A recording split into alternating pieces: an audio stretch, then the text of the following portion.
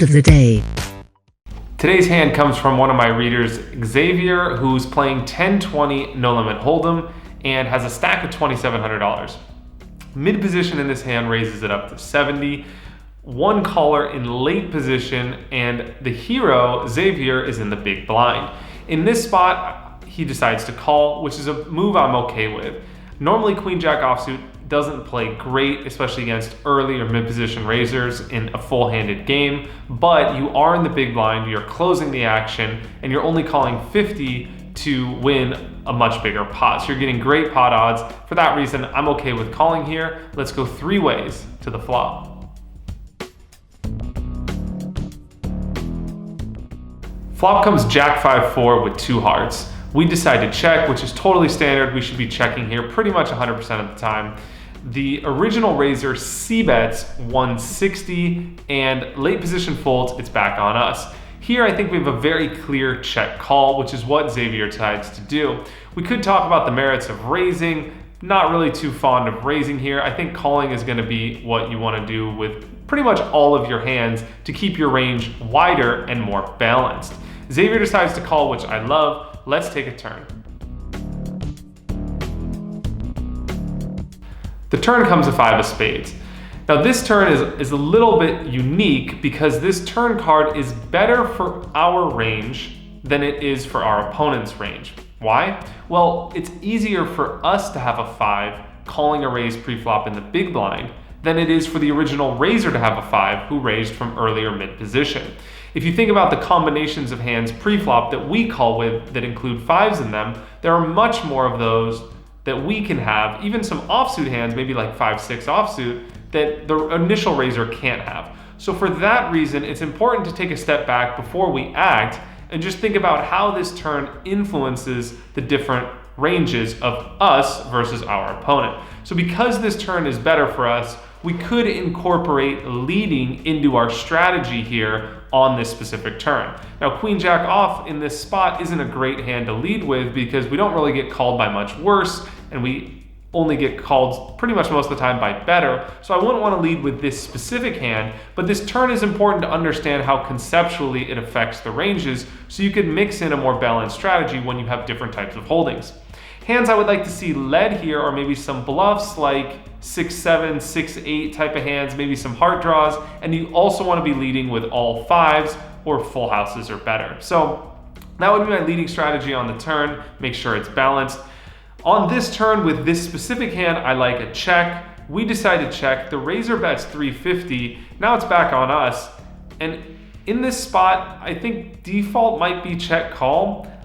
Depending on the player, I might even opt to check fold here. I know that's really, really tight, but sometimes the players that we're playing against just don't ever c-bet this turn for a double barrel with a weak range. So when they bet the turn, they're always going to have strong hands. They're always going to have hands they're betting for value, and we're crushed by those hands. In fact, if you think about it, this turn makes our opponent's range very polar. He either has very strong hands like ace-jack or better, or he has bluffs. Most people aren't going to bet this turn with something like king-jack or queen-jack because they don't want to get called or check raised. It puts them in a tough spot. So when our opponent bets this turn, I pretty much put him on queens or better or a bluff. And if we don't think he's bluffing often, we might just have enough reason to just fold here. Again, this is like hard for me to analyze these specific situations because so much of my strategy, as you guys have seen, is player dependent. Like when I'm live and I'm playing against my opponent and I can see them and I know what type of player they are, I have information that's more than the information that I have in this hand. So against some players, I would happily call down here. Against other players, I would snap fold. So it's kind of hard to say exactly what you should be doing here unless we just only stick to game theory, which is not the only thing that I think you should be considering when you play live poker. So I don't want to be vague and beat around the bush and not give you an answer, but I honestly think in this spot, what you should do should be highly based on who your opponent is. If they do have a very, very balanced strategy, you could opt to call here and then probably fold certain rivers, especially if the hard draw gets there. So as played, Xavier now check raises to 700, which is sort of a weird play. I understand what he's trying to do here. I guess he's trying to get information or not put himself in a tough spot on the river. Like if his opponent calls, he could just check fold the river maybe, and he's trying to like make the hand easier to play in some way. But I think this puts ourselves in a very, very tough spot. I would much prefer Xavier just to check call here and reevaluate, use a live read, and figure out what to do on the river based on who your opponent is and what you know about them and what the river is and what hands we have in our range in general. Use a little bit more theory here to play this hand. When you do a play like this and check raise, you're just putting yourself in way too difficult of a situation to know what to do, and you allow your opponent to play pretty damn well. In short, I'd much prefer a call here on the turn and reevaluate the hand on the river. As played, we check raise to 700, our opponent calls, and let's take a river. The river comes a 5 of hearts, giving us a full house, bringing the flush draw on the flop, which is pretty much irrelevant at this point. We check now, which is a play that I really like. At this point, if we bet, our hand is going to look extremely strong and we're never going to get called by worse. Our opponent really can't call with a worse hand. So I like to check here, and I would be hoping my opponent checks behind and I win the pot.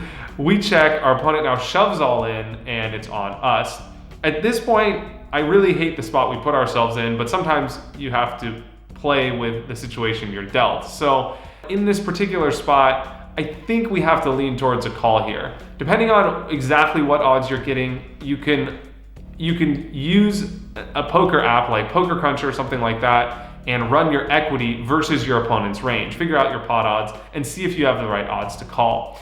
The reason that I like calling here from a game theory standpoint is that this is pretty much the best hand we have. I don't think we ever have a 5 here.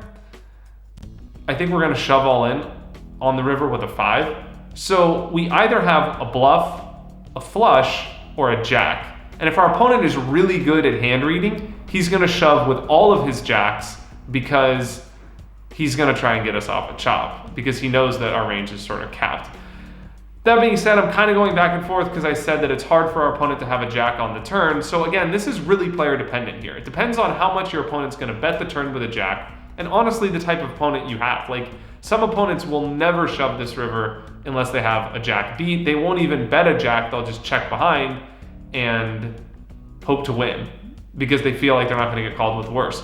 Other opponents will shove a jack because they're like, I have a full house, I'm going all in, and they're gonna shove 100% of their jacks. So it's really hard to know exactly what to do. Other opponents can have bluffs here as well. I think this is very player dependent. I think in short, if I had to just make a decision on the information I have, which is very little, I would end up calling this river.